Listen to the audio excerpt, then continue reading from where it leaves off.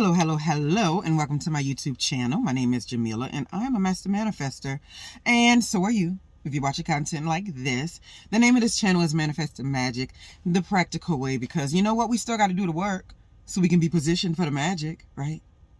Anyway, what I'm discussing today is,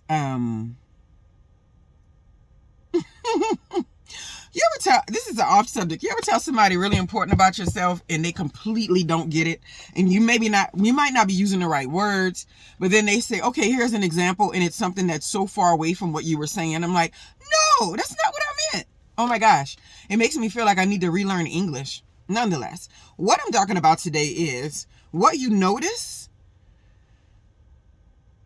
you attract. So this is something that I did.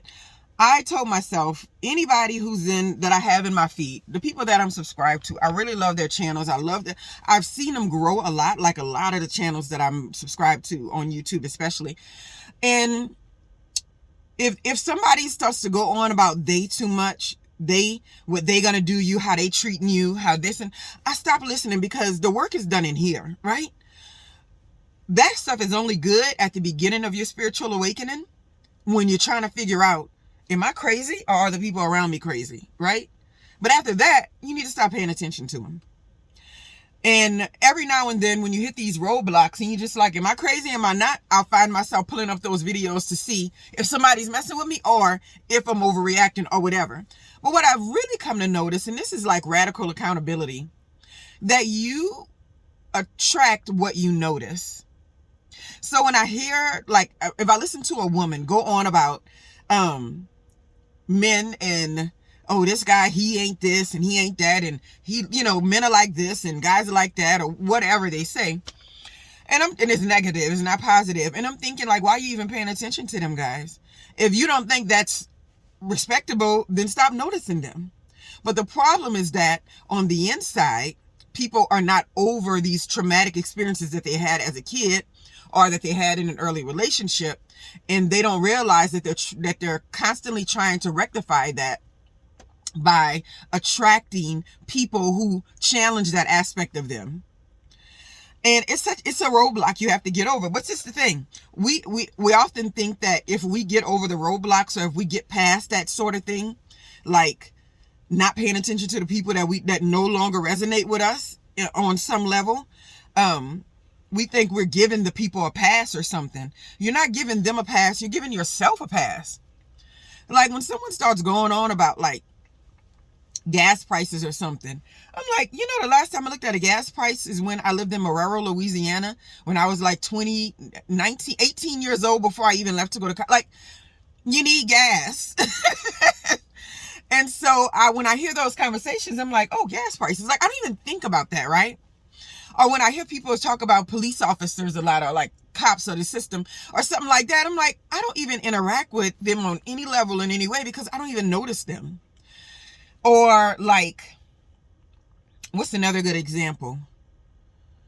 Okay, yeah, this is one that I'm working on.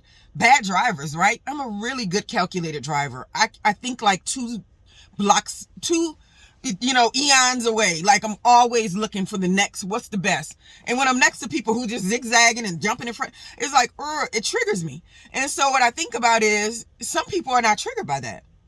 And so what I think is that I'm noticing it so much, and that's why I'm attracting it, right? I'm calling it into my space, because sometimes I'm almost waiting for it. When I see an erratic driver and I'm like, I'm almost waiting for the nonsense. So it's like, you have to know when you're over noticing something, right? And some people get stuck on that broken record, and you don't want to be a person like that. Sometimes I get these links and stuff from people that I know, and it's always the same fight. They're just like, oh, look what they're doing to black people here. Oh, look what they're doing to women over here. Oh, look what they're doing to men. I'm just like, you still talking about that? Raise your level. That group of people in that lower level is always going to be there. Raise your level so you don't notice them. That's why whenever I hear men, I have people I know do that, talk about, red pill. My people I know been on that stuff for a long time, right? It's been around for a minute. And now it's just gotten popular through the pandemic, I assume. But I'm always like, dude, you only noticing ratchet women because you're only attracting them because that's who you notice. There's something in that type of woman that you haven't got out of your system. The minute you get that thing out of your system, you won't be attracting women that you got to talk about so poorly, or who are like this, or who are unaccountable, or who aren't smart, or who want to be a boss chick, or whatever they're trying to do, whatever people don't like, right? Because literally there's somebody for everybody. So if you don't like something that you're seeing, look at what the people that you want have to offer, and then level yourself up to meet their standards. And then you're going to wonder, you're going to be like, they still got ratchet people out there? You know? People still losers? Because you ain't gonna even notice. You ain't even paying attention. You know? So just keep that in mind. What you notice, you attract. Right? And it's the thing. Sometimes we can even notice things, but we don't even let it get our attention, right? Because like when we're walking through the world and we're going from one place to the next, I remember I used to listen to Tony Robbins a long time ago, but I used to love listening to Tony Robbins. And he talked about the reticular activating system. And the reticular activating system is a part of the brain that latches onto familiarity, right? So when it sees something that it recognizes, it automatically sends a signal to your brain that, oh, this is something that we understand. This is something that we know, right? And it's also a method used a lot in adult learning strategies, because for adults, you really have to connect it to something that they already know. It's hard to get adults to learn when you just walk up to them and say, hey, you're doing everything wrong. Let me show you like this. They do not take that in. They've been on that road for way too long. It may work with kids, but with adult, the learning process is different. You have to attach it to something that they already understand. So the reticular activating system does that. You already understand low-level people because you've been on the low level. It's not your fault. You may have been born at low level or whatever it is. And when I say low level, I'm talking about unaccountable behavior. I'm talking about not taking care of your life business. I'm talking about looking for magic, but not doing any work to make the magic. You know what I mean? Looking for the inspiration, but out, creating the energy and the desire that develops the inspiration, that makes you want to stay up till 4 o'clock in the morning and work on a project because you just need to have it done. You love it so much, right? So you just want to make sure that,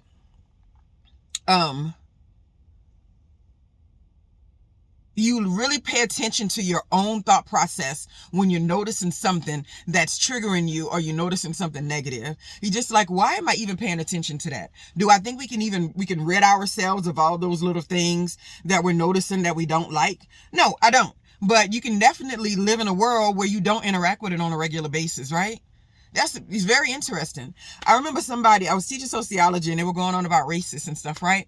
And how people were racist and they did this and that. And sociology is a lot of that victim mentality conversation. So when I walked into it, I had a different mindset. Now I focus on technology. I don't even fool with the other parts because that I just don't have time for the pity party and the oppression Olympics. But what I will say is, I used to be in the classroom, and I would always think,